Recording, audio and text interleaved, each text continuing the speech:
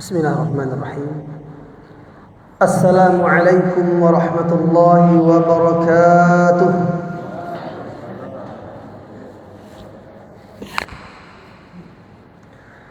Innal hamdalillah nahmaduhu wa nasta'inuhu wa nashkuruhu wa nastaghfiruhu wa natubu ilayhi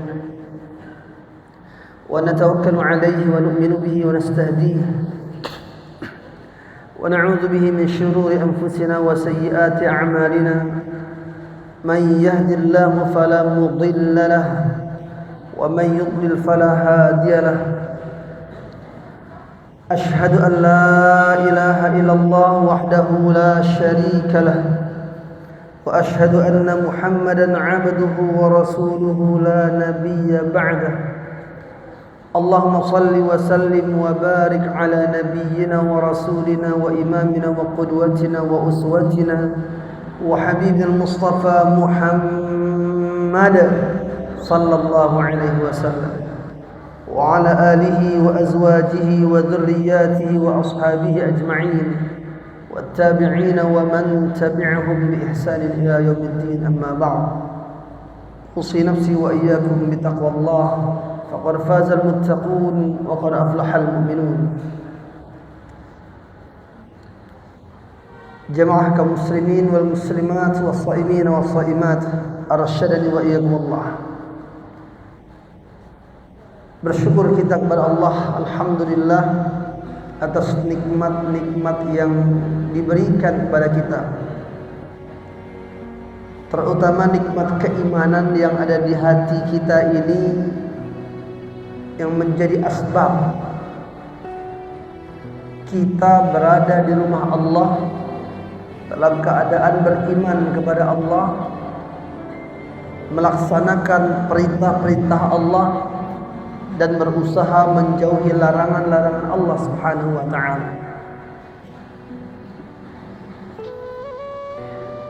Tidaklah semua makhluk dan hamba-hamba Allah yang ada di muka bumi ini mendapatkan nikmat yang sama seperti nikmat yang kita dapatkan. Makanya kita ini perlu bersyukur kepada Allah, karena ada syarat untuk mendapatkan kebahagiaan. Siapa yang pengen hatinya bahagia, karena bahagia itu adanya di hati, bukan karena kaya raya. Dan tidak ada jaminan kaya raya bahagia. Banyak sudah buktinya kaya raya malah tidak bahagia. Banyak nggak? Banyak. Sebaliknya tidak pula karena miskin pasti sengsara atau tidak bahagia. Banyak orang miskin tapi bahagia, betul? Banyak. Nah, kenapa bisa bahagia? Karena bahagia datangnya dari Allah.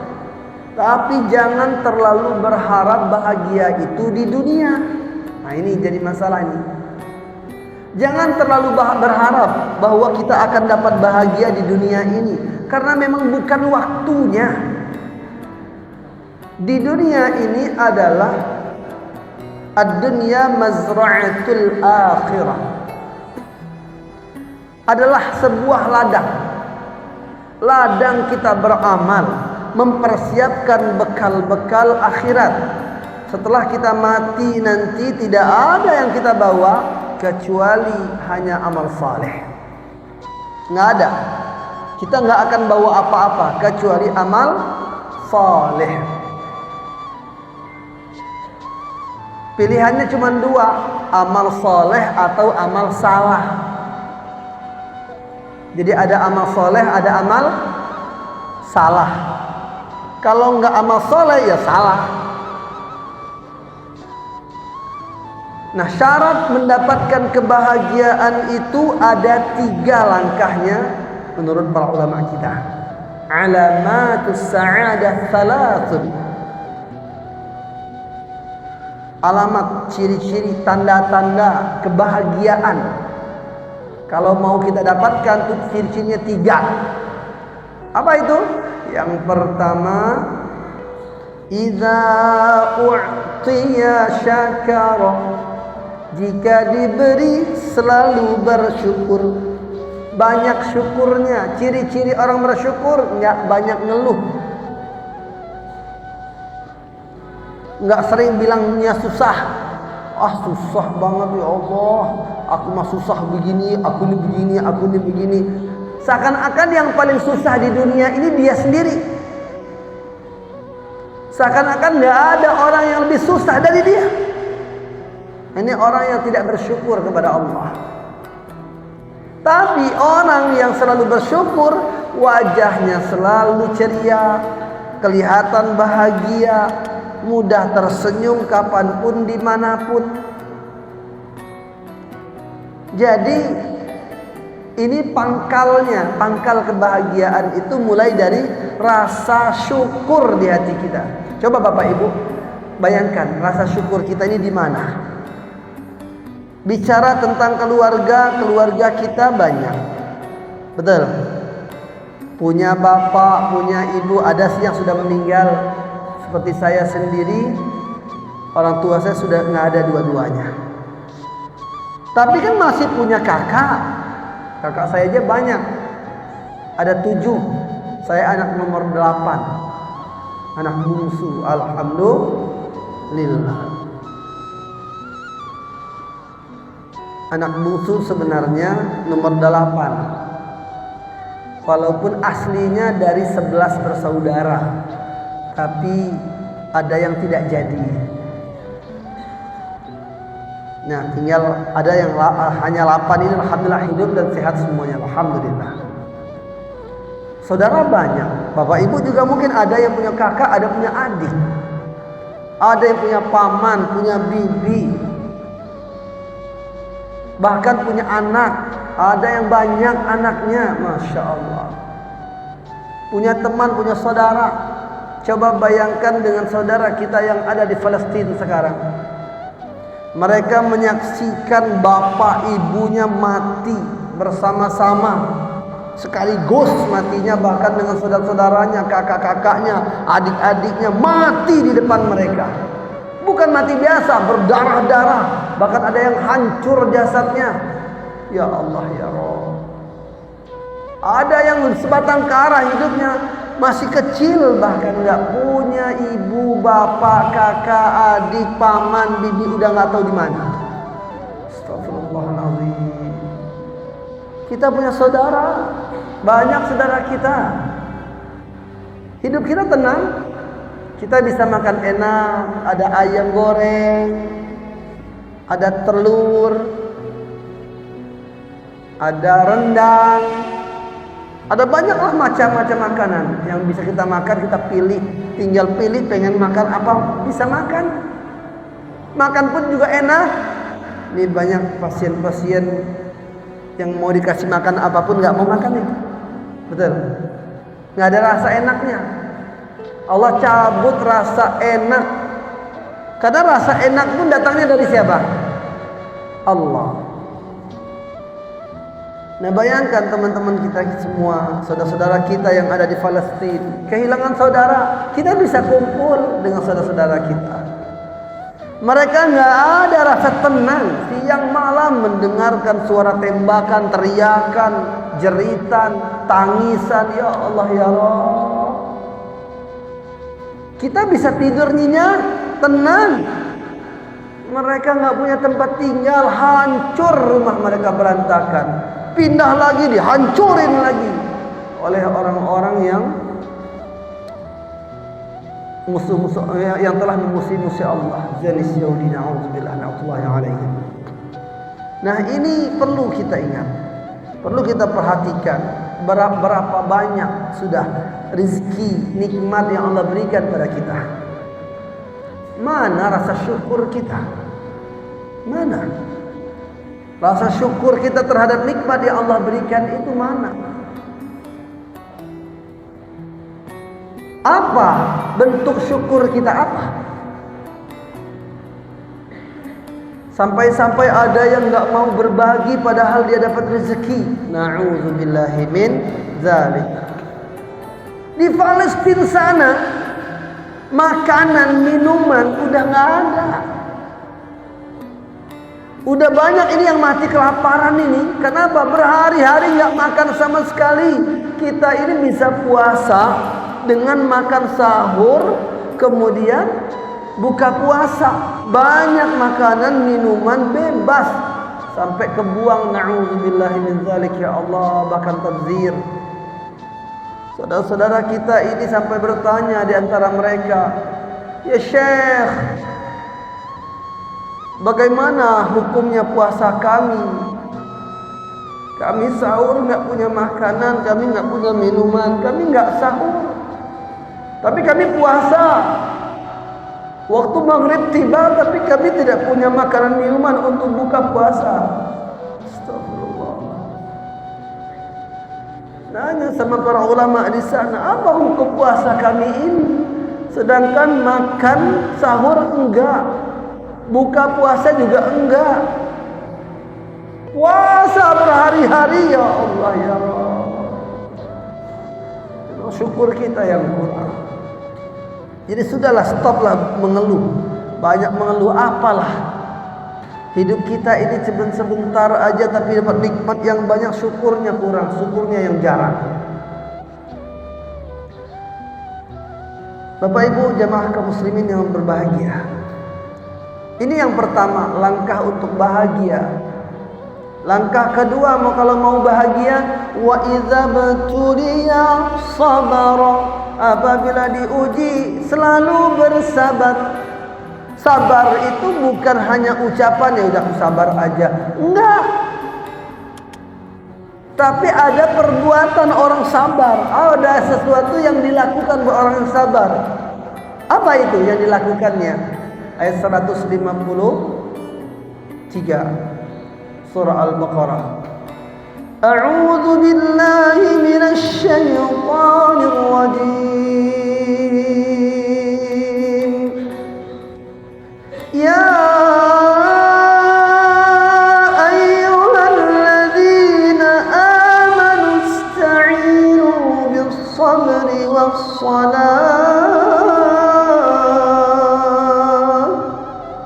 Innallaha ma'as-sabirin.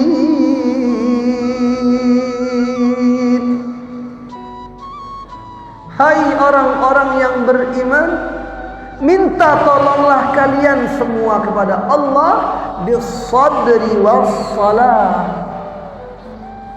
dengan kesabaran. Minta tolong sama Allah itu dengan kesabaran. Sabar dulu, sabar.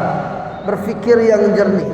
Kira-kira yang diridhoi Allah yang harus kita lakukan itu apa? Gitulah. Cari langkah yang diridhoi Allah.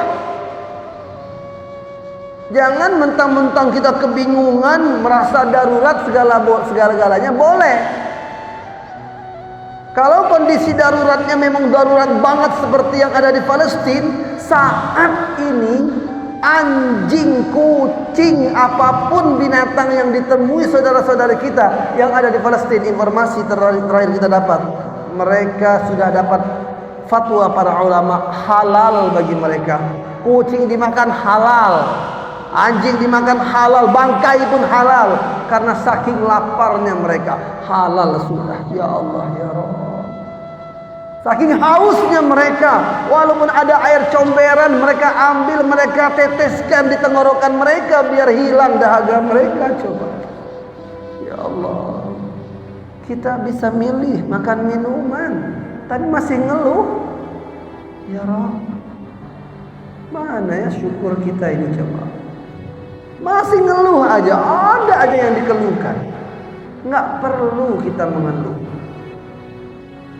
Nah, inilah Allah perintahkan, kalau kita mendapat musibah, maka minta tolong kepada Allah. Semua kita dapat musibah, semua kita diuji sama Allah. Memang Allah ciptakan kita untuk diuji. Alladzi khalaqal mauta wal hayata liyabluwakum ayyukum ahsanu amala wa huwal azizul ghafur.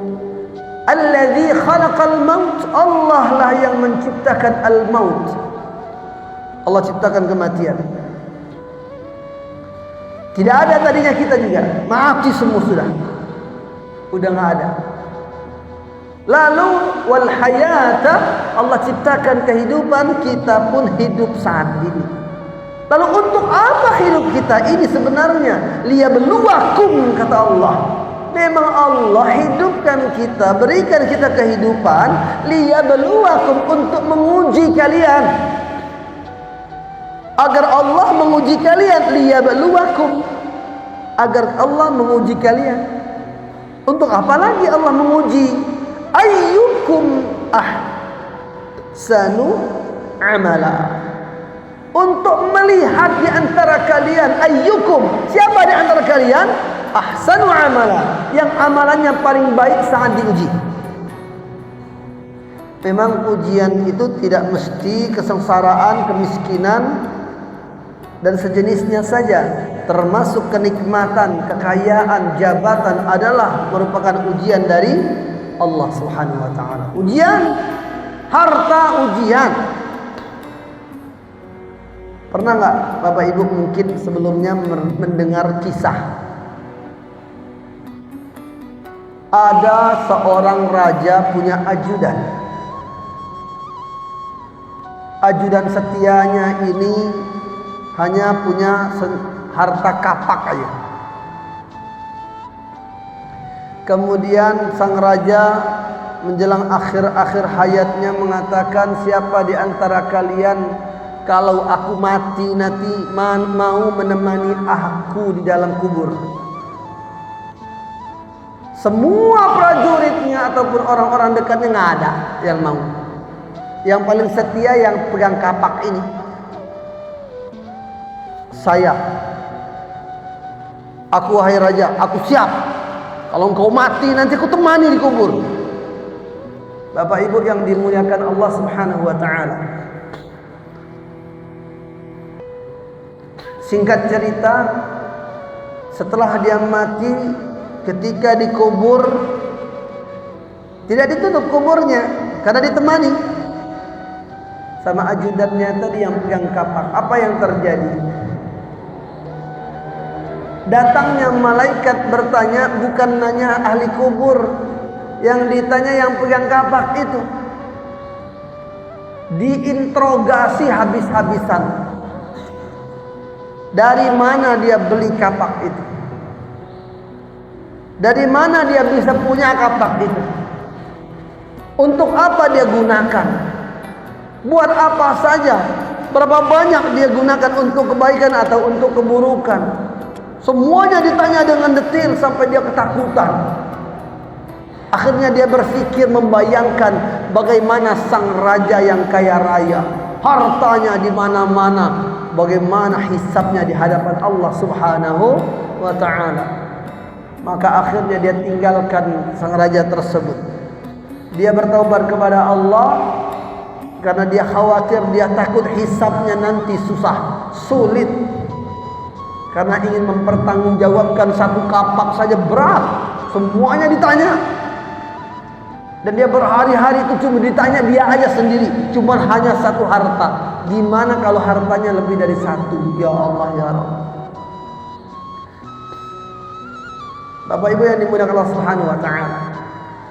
Nah, inilah kehidupan kita. Liyabluwakum ayyukum ahsanu amala. Allah memang menguji kita untuk melihat saat diuji, ayyukum ahsanu amala, siapa di antara kalian yang paling baik, yang paling bagus amalannya saat diuji. Yang paling sabar siapa? Gimana caranya biar bersabar? Allah perintahkan, Allah ajarkan kita, ayat 153 surah Al-Baqarah tadi, ista'in bis sabri was salah. Sabar dan salat. Ambil wudu, sempurnakan wudunya, lalu salat 2 rakaat. Ini cara minta tolong kepada Allah.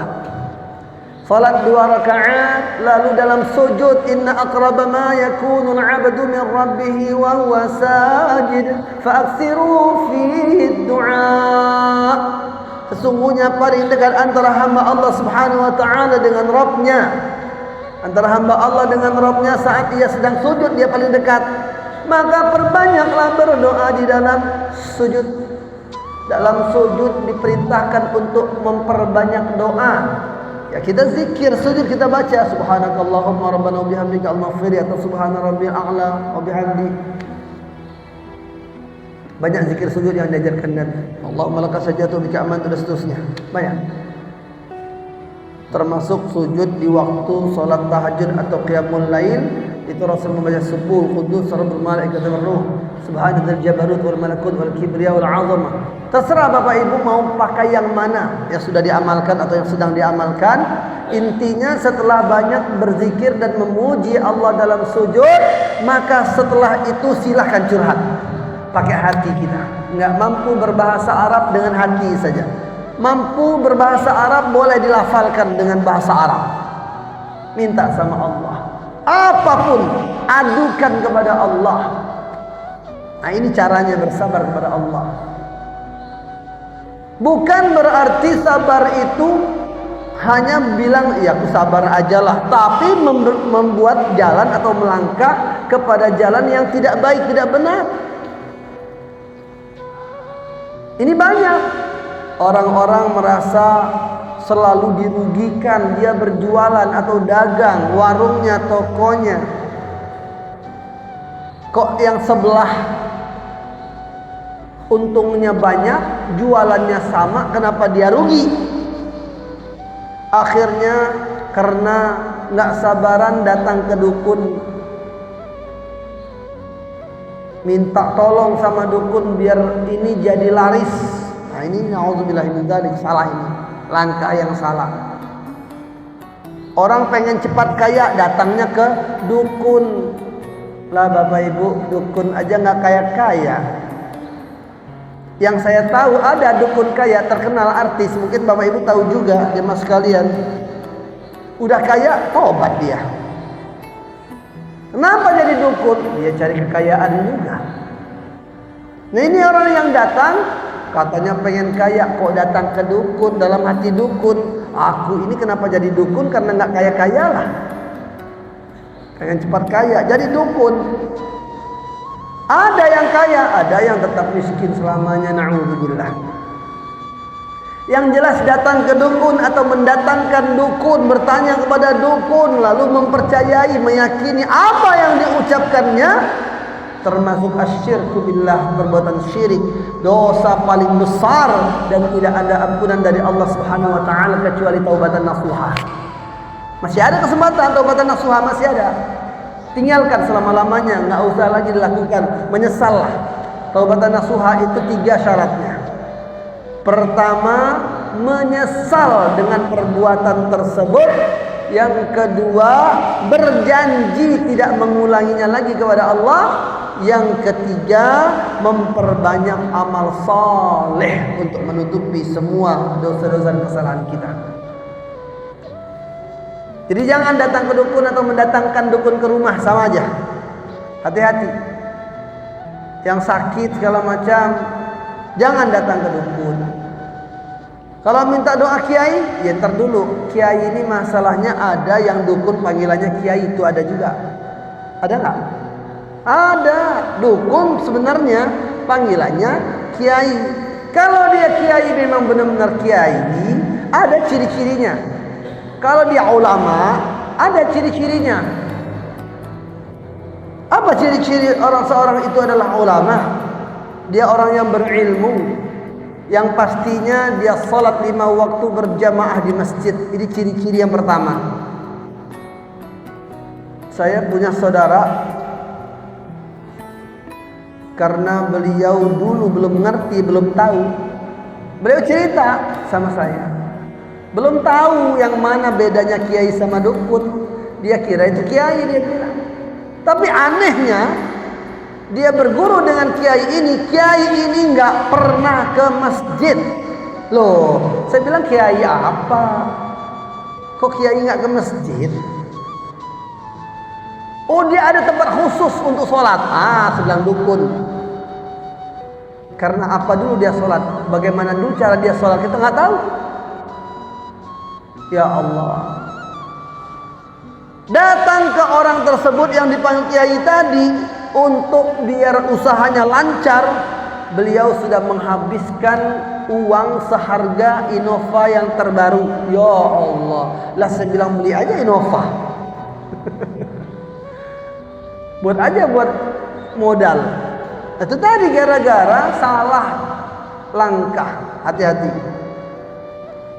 Banyak itu baru laki-laki, bapak-bapaknya, perempuan, ibu-ibu, para ummahat, para istri.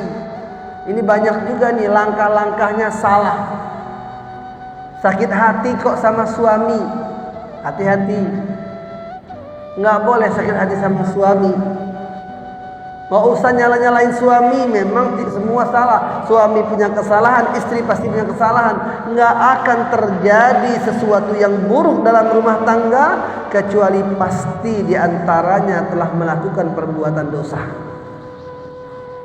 Entah salah yang mana. Mana yang paling salah?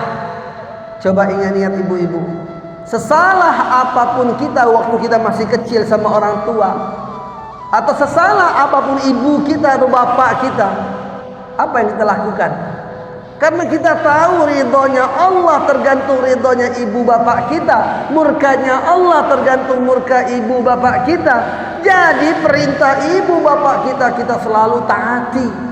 Kita tetap ta'zim, menghormati, mengagungkan, muliakan orang tua kita. Kita tetap berbakti, tetap taat, tetap kita tunduk, manut kepadanya. Kenapa? Karena kita tahu ridha Allah ada pada beliau.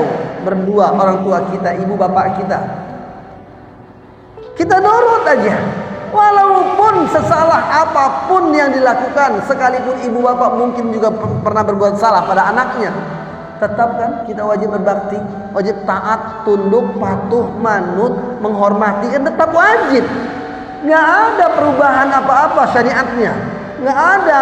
Dalam syariat diajarkan kalau orang tua salah kita boleh membentak dia, membentak beliau, melotot, mengingkari perintahnya. Nggak ada. Tetap wajib taat, tunduk, patuh, menghormati, takzim kepada kedua orang tua. Maka setelah menikah seorang wanita wajib seluruh apa yang dilakukannya kepada ibu bapaknya pindahkan pada suaminya kalau pengen selamat. Kalau mau selamat, nggak mau selamat nggak apa-apa. Ini buat yang mau selamat aja. Kalau mau selamat, hormati suami. Taat, patuh, tunduk, hormati suami. Taat, patuh, tunduk. Manut aja, nurut aja udah. Selama perintah suami bukanlah perintah untuk berbuat syirik nih. Suami tidak memerintahkan untuk maksiat kepada Allah. Karena Rasulullah bersabda, la ta'ata li makhluqin fi ma'siyatil khaliq. Tidak ada ketaatan untuk makhluk dalam bermaksiat kepada sang khaliq. Kata Rasulullah SAW, la ta'ata li makhluq. Nggak ada ketaatan pada makhluk. Ada sini sahih. Fi maksiatil khaliq, dalam rangka bermaksiat kepada al-khaliq, kepada Allah Subhanahu wa taala. Nah, itu aja nggak boleh. Bukan berarti boleh membentak, boleh mengingkari, boleh nggak mau taat, boleh melotot. Ya Allah ya Rabb, sekarang banyak banget kayak nggak takut neraka. Suami dimarah-marahi, dibentak-bentak, matanya melotot. Akhirnya suaminya yang takut sama istri, bukan istri takut sama suami. Itulah kenapa ada golongan suami-suami takut istri itu. Karena galak istrinya. Oh, bukankah di zaman dulu memang banyak begitu rata-rata perempuan? Iya, apakah itu contoh yang baik? Kan enggak. Kan kalau mau contoh yang baik, ada Fatimah radhiyallahu anha binti Rasulullah sallallahu alaihi wasallam, contoh wanita salihah masya Allah. Beliau selalu berkata lembut kepada suami beliau Ali bin Abi Thalib radhiyallahu anhu. Selalu berkata yang lembut. Beliau tidak mau menatap suami kecuali suami yang meminta untuk menatapnya, atau karena dengan menatap kasih sayang, menatap dengan penuh kasih sayang. Masya Allah. Apapun perintah suami beliau selalu taat dalam kondisi apapun. Ya Allah. Lelah capek beliau sambut suaminya. Masya Allah. Nah, suatu hari senda gurau dengan Ali bin Abi Thalib, lalu wajah Ali bin Abi Thalib berubah, seakan-akan menandakan Ali tidak suka dengan salah satu ucapan Fatimah binti Rasulullah SAW radhiyallahu anha. Heran Fatimah, wahai suamiku, engkau tidak suka? Apa yang kau tidak suka? Apa yang membuat wajahmu berubah? Ya Allah. Nah, diceritakan hal ini kepada baginda Rasulullah sallallahu alaihi wasallam, wahai Rasulullah, wahai ayahanda, kemarin aku kan bercanda kepada suamiku, tetapi tiba-tiba wajahnya berubah. Baru sampai bercerita wajah suaminya berubah, Rasul langsung cut. Apa kata Rasul? Allah murka saat itu. Ya Allah, ya Rabb, kalau mati saat Allah murka, dakhalatin nar. Wanita tersebut masuk neraka. Jadi wanita yang mati dalam keadaan suaminya sedang murka, tempatnya dalam neraka, kata Rasulullah SAW. Alhamdulillah. Ini nggak main-main. Wah, ini egois buat laki-laki. Bukan, ini syariat Allah. Sebagaimana tadi saya ceritakan kepada orang tua, gimana pun juga salahnya orang tua, tetap kita hormati, kita muliakan, kita taati, nggak boleh berdebat, nggak boleh membentak, nggak. Datang aja lah. Demi apa? Demi keridhaan orang tua itu buat kita. Biar orang tua tetap ridho sama kita, Allah pun ridho sama kita. Begitulah kepada suami. Selama suami ridho, Allah ridho. Asalkan melaksanakan perintah Allah, salat 5 waktu, puasa dijaga, dilaksanakan juga, kehormatannya dijaga, dan selalu taat kepada suami. Dapat ridho suami, dakhalatul jannah, kata Rasul. Pasti masuk surga. Nah, kata Rasulullah apa kepada anaknya? Dapatkan ridhonya, bikin dia senyum kembali. Iya wahai ayahanda, aku sampai menari-nari, berputar-putar, aku berjoget, masya Allah, di depan suamiku, demi biar beliau tetap senyum kembali, tetap senang, tetap ridho kepada istrinya. Dia ambil tangan suaminya, dia minta maaf kepada suaminya, dia bilang kepada suaminya, wahai suamiku, aku tidak bisa memejamkan mataku sebelum engkau ridho kepadaku. Masya Allah, inilah kata Rasulullah ciri-ciri wanita ahli surga yang masih berjalan-jalan di muka bumi ini. Orang yang masih hidup. Nah, siapa yang mengamalkannya, itu yang dimaksud Rasulullah SAW. Jadi kalau kita lihat, mungkin sebagian perempuan atau wanita bilang, wah egois banget ya buat laki-laki. Ya Allah ya Rabb, bukan masalah egois. Ini masalah syariat, perintahnya begitu, aturannya begitu. Aturannya seandainya dibalik, seandainya laki-laki yang disuruh begitu, saya akan sampaikan apa adanya. Laki-laki wajib melakukannya, melaksanakannya, karena itu perintah Allah dan Rasulnya. Karena kita bilang apa? Sami'na wa ata'na. Kalau kita sudah mendengar, kewajiban kita tinggal satu, taat. Selesai. Apa salahnya taat? Udah, kalau mau selamat, cuma itu aja. Jangan menceritakan kemana-mana tentang masalah rumah tangga di media sosial, nggak usah. Di status WhatsApp story, di Instagram, di Facebook, di TikTok.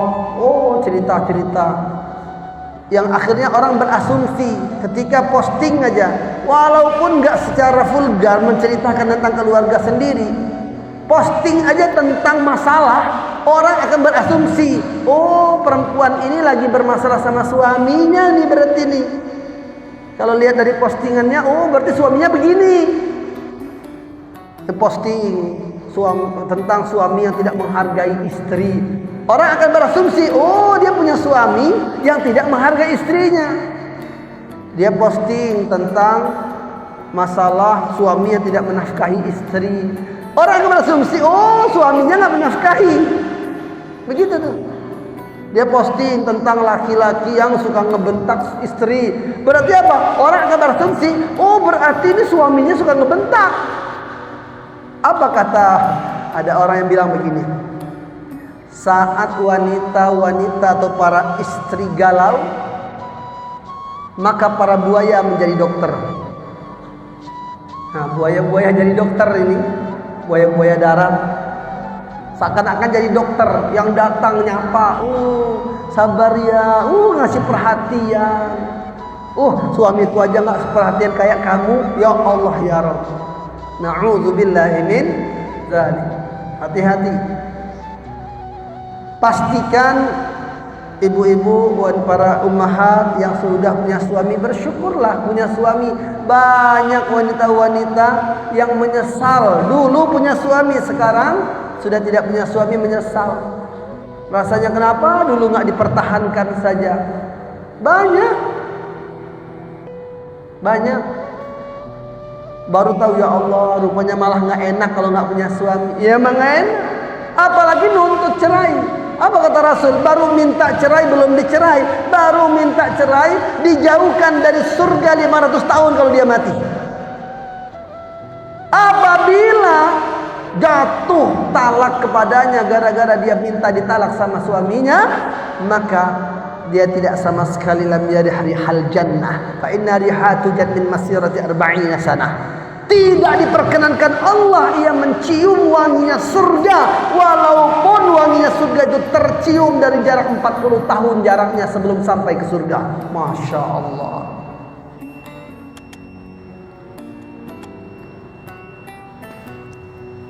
Kita lewatin sedikit karena ini lebih cepat waktunya. Waktu syuruk belum tiba, sebentar lagi ya. Nah, setelah ini kita salat syuruk insyaallah. Jadi jemaah sekalian yang dimuliakan Allah Subhanahu wa taala, para suami, para laki-laki juga punya kewajiban. Ini harus kita ingat.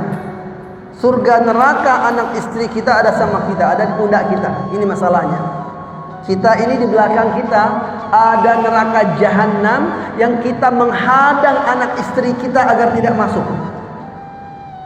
Jadi kalau kita membiarkan istri bermaksiat, anak bermaksiat, istri pegang-pegangan, salam-salaman, sentuh-sentuhan dengan laki-laki lain, anak juga dibiarkan, anak istri yang anak perempuan dibiarkan membuka aurat, tidak berjilbab, keluar rumah auratnya dilihat orang, kita biarkan. Na'udzubillahi min dzalik. Sebagus apapun amal soleh bapak-bapak amalnya sebagus apapun finnar, masuk neraka juga. Na'udzubillahi min dzalik. Berarti apa? Wajib belajar nggak? Wajib. Makanya kata Rasulullah, talabul ilmi fardhatun ala kulli muslim. Menuntut ilmu hukumnya fardu wajib bagi setiap muslim. Kita cari tahu ilmu, belajar, datangi pada guru biar bisa ngajarin istri. Jangan kalau ada masalah ustadz dipanggil, ustadz tolong ceramahin istri saya. Itu kan istri kamu yang ceramahin lah. Iya kan? Kadang-kadang aneh juga ustadz yang jadi masalah, akhirnya istrinya nyalahin ustadz. Ini masalah ini. Bapak-bapak nggak mau belajar.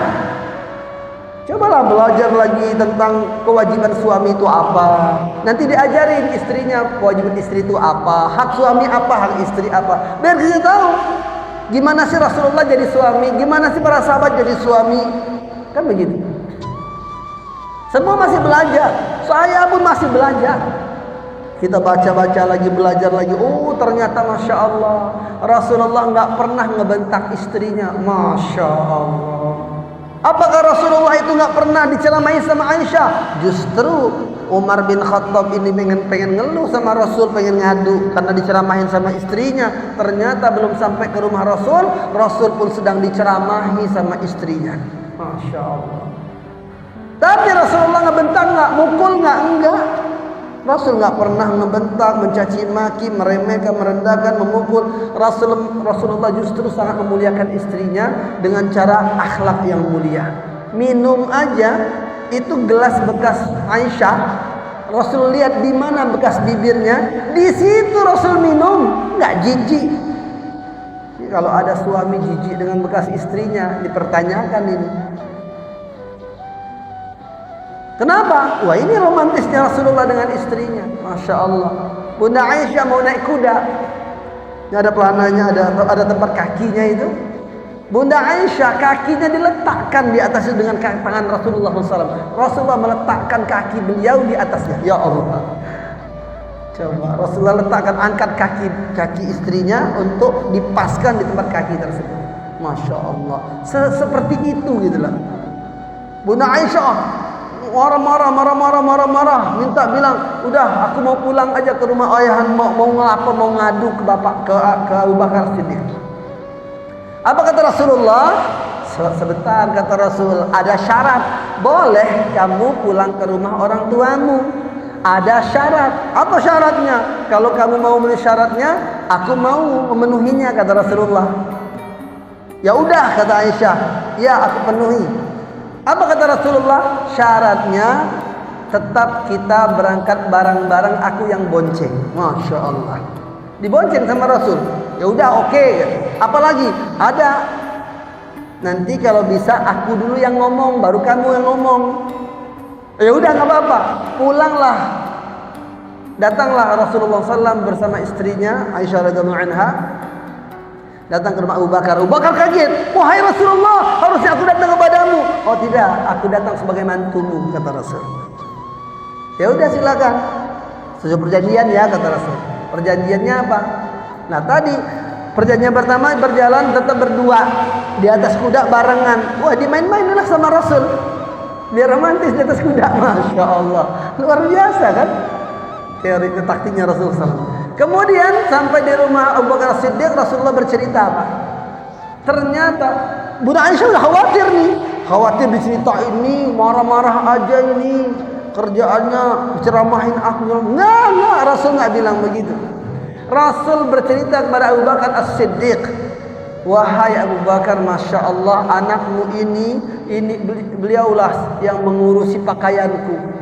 Kapan aku membutuhkan pakaian, dia sudah siapkan pakaianku. Kapan aku butuhkan makanan, dia siapkan makananku. Dia selalu masak dengan masakan yang enak untuk aku.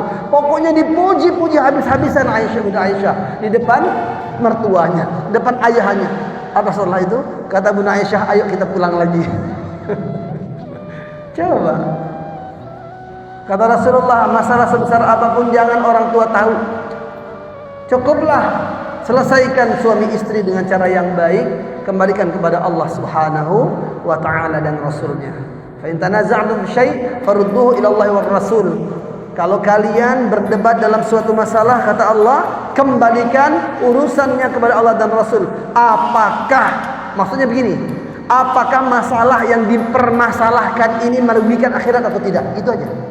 Jadi ibu-ibu nggak usah mempermasalahkan suami kalau masalah itu ternyata tidak merugikan ibu untuk akhirat. Di akhirat nggak rugi. Karena masalah ini kadang-kadang, kalau saya terus terang, banyak bapak-bapak saya perhatikan, rata-rata saya pribadi pun lebih senang laki-laki itu, para suami itu damai, nggak mau ribut. Tapi lihat yang ngajak ribut siapa coba? Jarang suami yang ngajak ribut, jarang. Ada. Tapi jarang, maunya itu kalau pulang tuh damai, tenteram. Tapi kalau sudah diungkit sebuah masalah atau dipermasalahkan, nah ini dia. Jadi teorinya begini, masalah tidak akan jadi masalah jika tidak dipermasalahkan, betul kan? Masalah, walaupun itu masalah, tapi karena tidak dipermasalahkan, maka tidak jadi masalah. Aman kan? Aman. Udah, sibukkan dalam keluarga kita beramal saleh. Pastikan setiap yang kita lakukan itu adalah amal yang diridhai Allah Subhanahu wa taala. Istri dapat ridha suami dapat ridha Allah, masuk surga sama-sama insya Allah.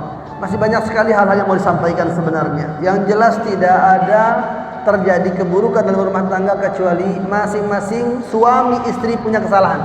Itulah intinya, masing-masing kita memperbaiki diri. Suami berusaha menjadi suami yang baik, suami yang saleh. Istri menjadi istri yang baik, istri yang salihah. InsyaAllah menjadi keluarga sakinah, mawaddah warahmah. Amin ya rabbal alamin. Karena waktu syuruk sudah tiba, Bapak Ibu yang dimuliakan Allah Subhanahu wa taala, kita tutup dengan doa kafaratul majelis. Subhanakallahumma wa bihamdika asyhadu an la ilaha illa anta astaghfiruka wa atubu ilaik. Walhamdulillah rabbil alamin. Mohon maaf atas segala kekurangan dalam penyampaian ini. Wassalamualaikum warahmatullahi wabarakatuh.